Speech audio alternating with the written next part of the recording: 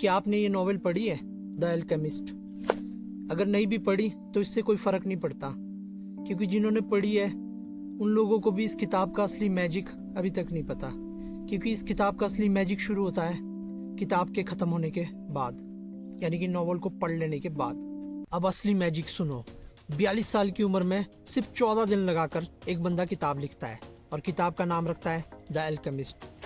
और स्टोरी क्या लिखता है? एक भेड़ बकरी चराने वाला लड़का जो एक पुराने खंडर बन गए चर्च में बैठा है, जहाँ उसको एक रात सपना आता है कि दूर कहीं रेगिस्तान के पार इजिप्ट में पिरामिड के नीचे खजाना छिपा है। बिना कुछ सोचे बिना कुछ समझे वो निकल पड़ता है खजाने की तलाश में। बहुत सारा टाइम, बहुत सारा स्ट्रगल, बहुत सारा वो करने के बाद वो वहाँ पहुँच भी जाता है। और वहाँ पहुँचने के बाद उसको पता चलता है कि खजाना तो वहीं छिपा है जहाँ से उसने अपनी यात्रा शुरू की थी, जहाँ उसने सपना देखा था, उसी पुराने चर्च के नीचे। तो फिर वापस आता है, उसको खजाना मिल जाता है। तो इस किताब में मतलब खजाना मिल चुका है, और किताब ख़त्म होने के बाद ही दोस्तों असली मैजिक शुरू होता है। क्योंकि पॉइलो कोएल्हो ने तो ये नॉवेल लिख दी है और उसमें खजाना मिल भी गया है, पर क्या पॉइलो कोएल्हो की लाइफ में असली खजाना मिला है? अभी तक नहीं मिला ना, क्योंकि वो तो खुद अभी स्ट्रगल कर रहे हैं। उनके पास पैसों की तंगी है, ना जॉब है, वो बहुत सारा स्ट्रगल कर रहे हैं, पर उन्हें अभी खजाना नहीं मिला है। पर उन्होंने कहानी लिख दी है कि खजाना मिल चुका है। और खजाना कहाँ मिला है? खजाना वहीं मिला है जहाँ वो है। उन्हें कहीं भटकने की ज़रूरत नहीं, खजाना एक्चुअल में उनके पास ही है। तो उन्होंने क्या किया, इस किताब को लिखा और उसके बाद वो निकल गए इसे पब्लिश करने के लिए, क्योंकि अभी तो उनके पास कोई इनकम नहीं है, कुछ भी नहीं है। बुक में तो उन्होंने लिख दिया कि खजाना मिल चुका है, पर खजाना एक्चुअल में अभी मिला नहीं है। तो उसके बाद वो एक छोटे पब्लिशर के पास जाते हैं, और पब्लिशर जैसे तैसे करके मान जाता है बुक पब्लिश करने के लिए। वो बुक पब्लिश भी हो भी जाती है, 800-900 कॉपियाँ छपती है उसकी। पर क्या होता है कि 1 हफ्ता, 2 हफ्ता, 3 हफ्ता, 4, 5, 6 हफ्ते निकल जाते हैं और सिर्फ 1 या 2 कॉपी बिकी होती है। उसके बाद पब्लिशर को लगता है भाई ये बुक नहीं चलेगी, वो बुलाते हैं उनको और कॉन्ट्रैक्ट कैंसिल कर देते हैं कि इस बुक पर दम नहीं है, मतलब ये बुक नहीं चलने वाली।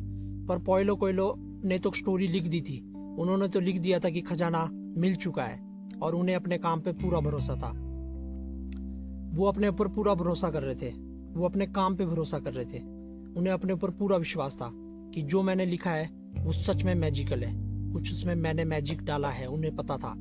उसके बाद उन्होंने धीरे धीरे स्ट्रगल करके एक और पब्लिशर ढूंढा, एक छोटा पब्लिशर ढूंढा, और वो मान गया, चलो ठीक है कर देते पब्लिश। उन्होंने पब्लिश की, पर उसके बाद भी उसका वही हाल रहा तकरीबन, मतलब इतनी ज़्यादा फेम मिली नहीं उसको। ब्राज़ील में मतलब थोड़ा बहुत फेमस हुई होगी उस टाइम पे, पर इतना फेम फिर भी नहीं मिला उनको। उसके बाद उनको एक और पब्लिशर मिला जिसने उस किताब के मैजिक को पहचाना, और उसने उस किताब को ट्रांसलेट किया इंग्लिश में और पब्लिश किया उसने यूएसए में। फिर यूएसए में धीरे धीरे धीरे धीरे टाइम बीतता गया, वहाँ पे भी मतलब हफ्ते की थोड़ी बहुत कॉपियाँ बिक जाती थी, ऐसे ही चला रहा। पर धीरे धीरे धीरे धीरे इस किताब का मैजिक लोगों को समझ आने लगा, और उसके बाद एक दिन मतलब वो किताब धीरे धीरे फेमस हो रही थी, सेलिब्रिटी और भी बहुत सारे लोग, पॉलिटिशियन लोग उसको पढ़ने लग गए थे। और धीरे धीरे ये किताब फिर एक दिन बिल क्लिंटन, वहाँ के जो प्रेसिडेंट थे यूएसए के उस टाइम पे, उनके हाथ में दिखी किताब, और वहाँ से बूम एकदम, मतलब वहाँ से ये किताब ने मतलब पीछे मुड़ के नहीं देखा।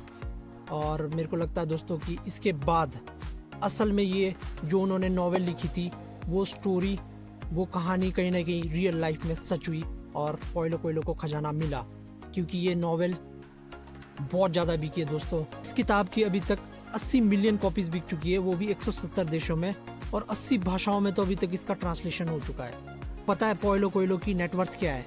4000 करोड़ रुपए। तो भाई असली मैजिक यही है इस किताब का। पहले उन्होंने एक सपना देखा और फिर उस सपने को सच करके दिखाया।